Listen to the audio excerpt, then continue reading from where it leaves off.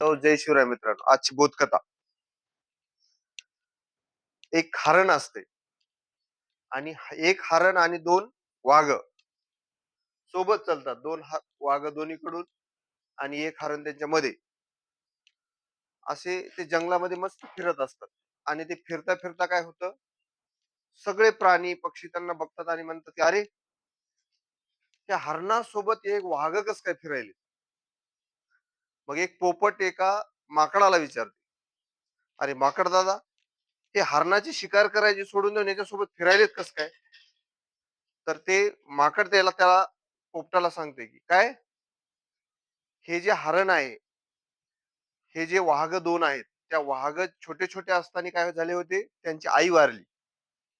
त्यांची आई मृत्युमुखी पडल्यामुळं त्या हरणाला काय आली, त्या दोन बारक्या बारक्या वाघांची कीव आली, माया आली.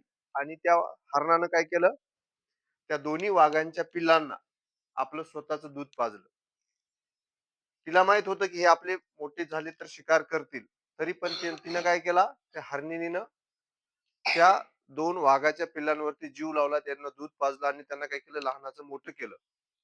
म्हणून हे वाघ काय करतात, सगळ्या जंगलातल्या प्राण्यांना पक्ष्यांना त्यांनी सांगितलेलं आहे, ही काय आहे, आज माझी आई आहे, ती आमच्या दोघांची आई आहे. हिच्याकडे जर कोणी वाकड्या नजरेनं पाहिलं तर आमच्यासारखं कोणी वाईट नाही.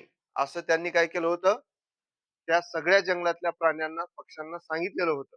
त्याच्यामुळं या हरणाच्या मादीकडं कोणीही वाईट नजरेनं पाहत नाही.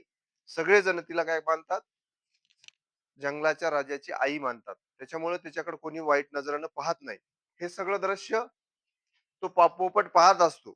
आणि पोपट पाहत असताना मग ते त्या माकडाला विचारते, असे जर परोपकार आपण कोणावरती केले तर आपलीही लोक अशीच दया करतील का. मग त्या पोपटाला काय दिसतं, एक साप दिसतो, साप. आणि त्या सापाच्या मानेमध्ये काय झालेला असतो, काटा रुतलेला असतो. तो काटा रुतल्यामुळं त्याचा जीव तडपडते. तडपडलेल्या जीवाला पाहून तो पोपट खाली उतरतो आणि त्या सापाच्या गळ्यातलं काय करतो, काटा उपसून काढतो. आणि उपसून काढला की लगेच काय करतं, ते साप त्या पोपटाच्या अंगावरती झाप मारतं आणि त्या पोपटाला चावतो. आणि चावल्याच्या नंतर तो पोपट काय करतो, जागीच मरून पडतो. मग तर बघा, मग ते मरता मरता पोपट म्हणते, अरे मी तर परोपकार करायला गेलो आणि यांनी काय केलं, माझा जीव घेतला.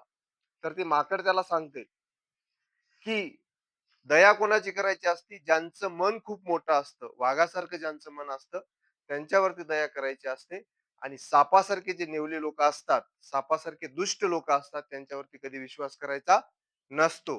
या बोधकथेतून आपल्याला बोध काय मिळतो, समाजात सुद्धा ज्यांचं मोठं मन आहे त्यांचीच काय करायची, मदत करायची. ज्यांचे कुचके मन आहेत त्यांच्या नादी कधी लागायचं नाही. ज्यांचं मन मोठं, ते लोक काय करत असतात, आपली काही चूक झाली तरी माफ करत असतात. पण ज्यांचे विचार छोटे असतात सापासारखे, ते लोक त्यांच्यावरती किती जरी परोपकार केले तरी ते आपल्यावरती काय करणार नाहीत, दया करणार नाहीत. त्याच्यामुळे समाजात सुद्धा कोण्याही दुष्ट प्रवृत्तीच्या माणसावरती दया करायची नाही, चांगल्या प्रवृत्तीच्या माणसांवरतीच काय करायची, दया करायची. ओके.